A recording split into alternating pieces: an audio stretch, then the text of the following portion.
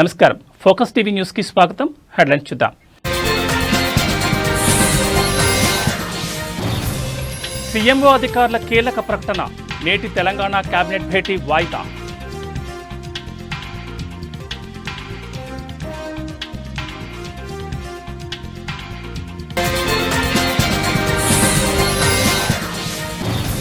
గోవాకు బయలుదేరిన అశోక్ గజపతిరాజు రేపే గవర్నర్గా ప్రమాణ స్వీకారం.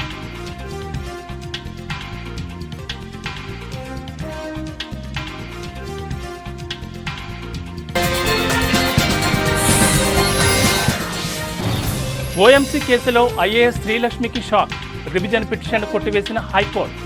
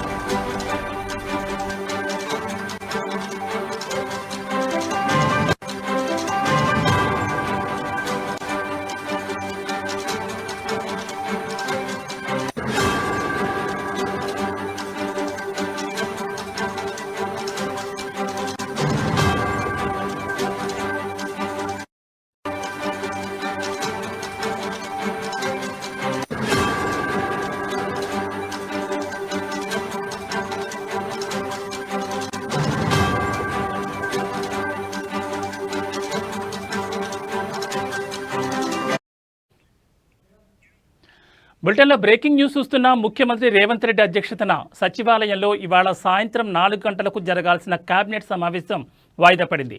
ఈ మేరకు సీఎంఓ అధికారులు ఓ ప్రకటన విడుదల చేశారు. ఇవాళ జరగాల్సిన సమావేశం సోమవారం మధ్యాహ్నం 2 గంటలకు వాయిదా వేస్తున్నట్లుగా పేర్కొన్నారు.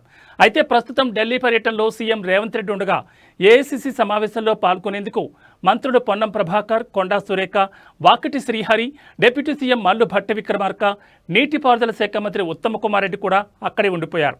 దీంతో 5 మంత్రులు ఢిల్లీలోనే ఉండడంతో నేటి కేబినెట్ సమావేశాన్ని సోమవారానికి వాయిదా వేయాలని నిర్ణయం తీసుకున్నారు.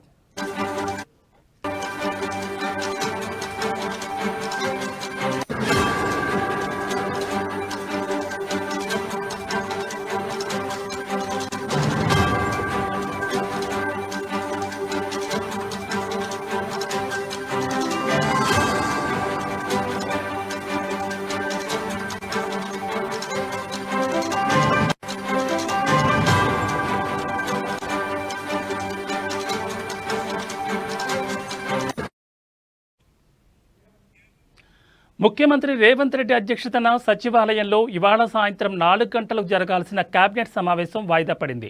ఈ మేరకు సీఎంఓ అధికారులు ఓ ప్రకటన విడుదల చేశారు. ఇవాళ జరగాల్సిన సమావేశం సోమవారం మధ్యాహ్నం 2 గంటలకు వాయిదా వేస్తున్నట్లుగా పేర్కొన్నారు. అయితే ప్రస్తుతం ఢిల్లీ పర్యటనలో సీఎం రేవంత్ రెడ్డి ఉండగా ఏఐసీసీ సమావేశంలో పాల్గొనేందుకు మంత్రులు పొన్నం ప్రభాకర్, కొండా సురేఖ, వాకిటి శ్రీహరి, డిప్యూటీ సీఎం మల్లు భట్టి విక్రమార్క, నీటిపారుదల శాఖ మంత్రి ఉత్తమ్ కుమార్ రెడ్డి కూడా అక్కడే ఉండిపోయారు. దీంతో 5 మంత్రులు ఢిల్లీలోనే ఉండడంతో నేటి కేబినెట్ సమావేశాన్ని సోమవారానికి వాయిదా వేయాలని నిర్ణయం తీసుకున్నారు.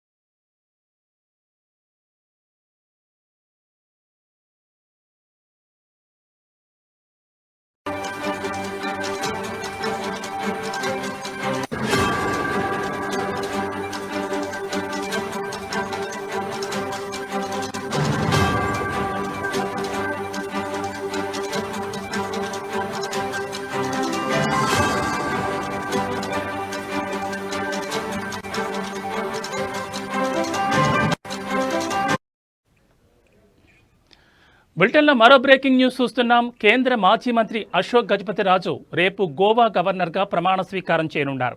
ఈ నేపథ్యంలో ఆయన కుటుంబంతో కలిసి నేడు గోవాకు బయలుదేరారు. అశోక్ గజపతిరాజు ప్రమాణ స్వీకారం ఉండడంతో ఇప్పటికే విజయనగరం టీడీపీ శ్రేణులు గోవాకు చేరుకున్నారు. 3 రాష్ట్రాలకు గవర్నర్లను నియమిస్తూ రాష్ట్రపతి ముర్ము ఉత్తర్వులు ఇప్పటికే జారీ చేయగా అందులో గోవాకు అశోక్ గజపతిరాజును ఖరారు చేశారు.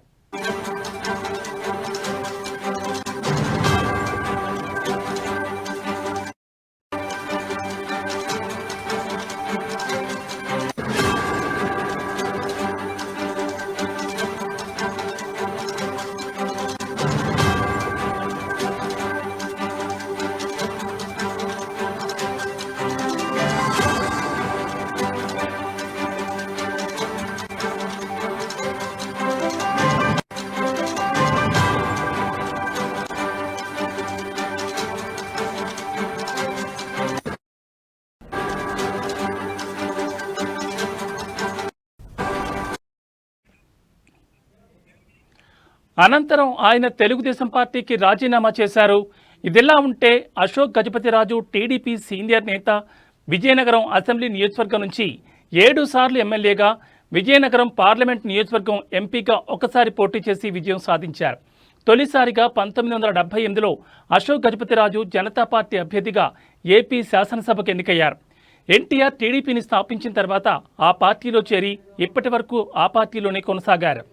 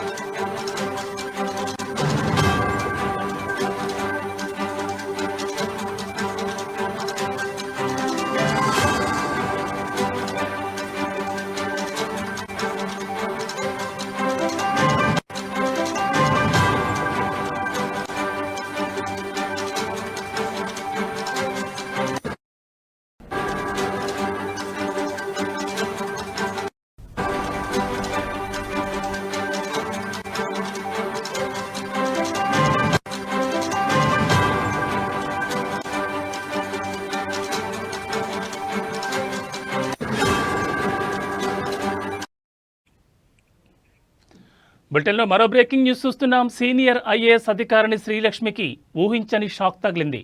ఓబులాపురం అక్రమ మైనింగ్ కేసులో తనను నిర్దోషిగా ప్రకటించాలంటూ ఆమె తెలంగాణ హైకోర్టులో రివిజన్ పిటిషన్ దాఖలు చేశారు. దీనిపై విచారణ జరిపిన ధర్మాసనం ఆమె పిటిషన్ కొట్టివేసింది. ఓఎంసీ కేసులో శ్రీలక్ష్మిని న్యాయస్థానం ఇప్పటికే నిందితురాలిగా తేల్చింది. కోర్టు తీర్పుతో ఆమె పాత్రపై సిబిఐ విచారణ చేపట్టనుంది. అయితే కేసు నుంచి తనకు విముక్తి కల్పించాలని డిశ్చార్జ్ పిటిషన్ను 2022 అక్టోబర్లో సిబిఐ కోర్టు కొట్టేసింది. ఆ తీర్పును సవాలు చేస్తూ ఆమె తెలంగాణ హైకోర్టులో రివిజన్ పిటిషన్ దాఖలు చేశారు. గతంలో దీనిపై విచారించిన ఉన్నత న్యాయస్థానం శ్రీలక్ష్మి పిటిషన్ను విచారణకు అనుమతించింది. అనంతరం ఆమెను కేసు నుంచి తప్పిస్తూ తీర్పును వెలువరించింది. దీంతో హైకోర్టు ఇచ్చిన తీర్పును కొట్టివేయాలని కోరుతూ సిబిఐ సుప్రీంకోర్టును ఆశ్రయించారు. దీనిపై విచారణ జరిపిన అత్యున్నత న్యాయస్థానం సిబిఐ వాదనలు వినకుండా ఉత్తర్వులు జారీ చేయడం సరికాదని కామెంట్ చేసింది. ఇరుపక్షాల వాదనలను పరిగణలోకి తీసుకుని తాజాగా విచారణ చేపట్టాలంటూ ఆ పిటిషన్ను తిరిగి హైకోర్టుకు బదిలీ చేసి 3 నెలల్లో తేల్చాలని ఆదేశించింది.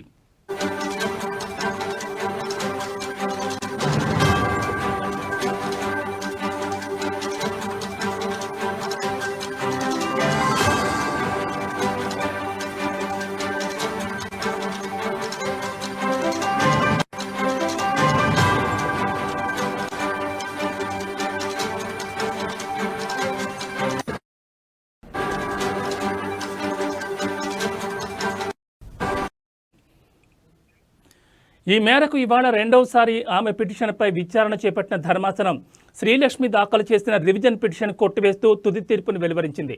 కాగా సిబిఐ తరపున పబ్లిక్ ప్రాసిక్యూటర్ శ్రీనివాస్ కపాటియా వాదనలు వినిపించారు. ఓఎంసీకి అక్రమంగా మైనింగ్ లీజు అప్పగించారని కోర్టుకు తెలిపారు. ఓఎంసీకి లీజు కేటాయించేలా శ్రీలక్ష్మి చొరవ తీసుకున్నారని ఆరోపించారు. పలు దరఖాస్తులు వచ్చినా ఓఎంసీకి మాత్రమే లీజు మంజూరయ్యేలా చూశారని ధర్మాసనానికి తెలిపారు. ఆమె అక్రమాలకు పాల్పడ్డారని అనడానికి పక్కా ఆధారాలున్నాయని సాక్ష్యాధారాలు పరిశీలించాకే ఆమె దాఖలు చేసిన పిటిషన్పై సిబిఐ కోర్టు తీర్పును వెలువరించిందని కోర్టు దృష్టికి తీసుకొచ్చారు. ఈ కేసులో సబితా ఇంద్రారెడ్డి కృపానందంకు ఊరట కల్పించారని, తనకు కూడా కేసు నుంచి విముక్తి కల్పించాలనుకోవడం సరికాదని, శ్రీలక్ష్మి రివిజన్ పిటిషన్ కొట్టివేయాలని సిబిఐ తరపు న్యాయవాది తన వాదనలు వినిపించారు. ఈ మేరకు ఇరుపక్షాల వాదనలు విన్న ధర్మాసనం శ్రీలక్ష్మి రివిజన్ పిటిషన్ను కొట్టివేస్తున్నట్లుగా తీర్పును వెలువరించింది.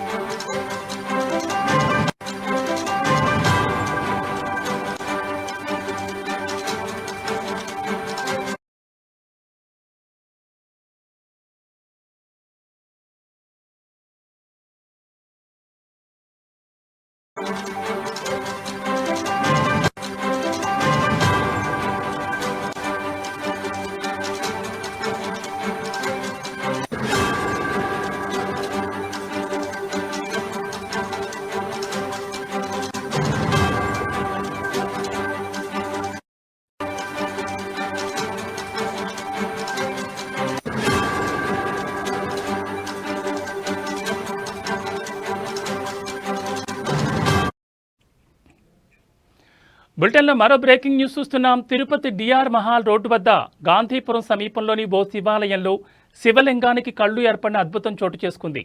గురువారం రాత్రి 9 గంటల సమయంలో ఒక భక్తుడు ప్రార్థన చేస్తున్న సమయంలో ఈ ఘటన సంభవించినట్లు ప్రత్యక్ష సాక్షులు చెబుతున్నారు.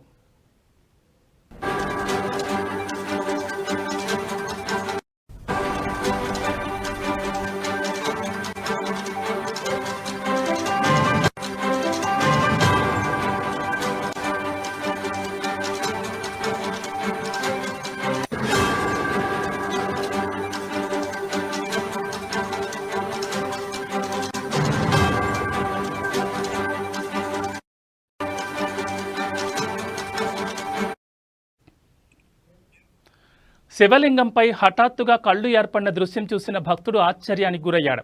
ఈ విషయం స్థానికంగా విస్తరించడంతో పెద్ద సంఖ్యలో భక్తులు శివాలయానికి చేరుకుంటున్నారు. గాంధీపురం శివాలయంలో శివలింగం ఎప్పటి నుంచో ఉన్నప్పటికీ ఇప్పటి వరకు ఇటువంటి లక్షణాలు కనిపించలేదని స్థానికులు చెబుతున్నారు. స్థానిక భక్తుల్లో ఆధ్యాత్మిక భావోద్వేగం చోటు చేసుకుంది.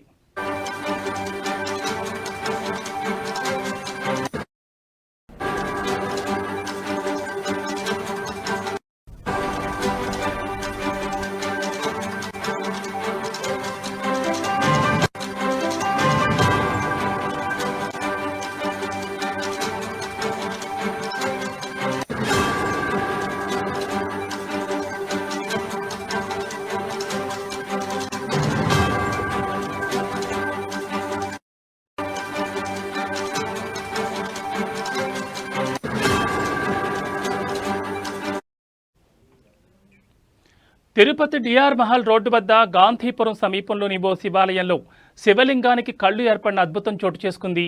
గురువారం రాత్రి 9 గంటల సమయంలో ఒక భక్తుడు ప్రార్థన చేస్తున్న సమయంలో ఈ ఘటన సంభవించినట్లు ప్రత్యక్ష సాక్షులు చెప్తున్నారు. శివలింగంపై హఠాత్తుగా కళ్ళు ఏర్పడిన దృశ్యం చూసిన భక్తుడు ఆశ్చర్యానికి గురయ్యాడు. ఈ విషయం స్థానికంగా విస్తరించడంతో పెద్ద సంఖ్యలో భక్తులు శివాలయానికి చేరుకుంటున్నారు. గాంధీపురం శివాలయంలో శివలింగం ఎప్పటి నుంచో ఉన్నప్పటికీ ఇప్పటి వరకు అటువంటి లక్షణాలు కనిపించలేదని స్థానికులు చెబుతున్నారు. స్థానిక భక్తుల్లో ఆధ్యాత్మిక భావోద్వేగం చోటు చేసుకుంది.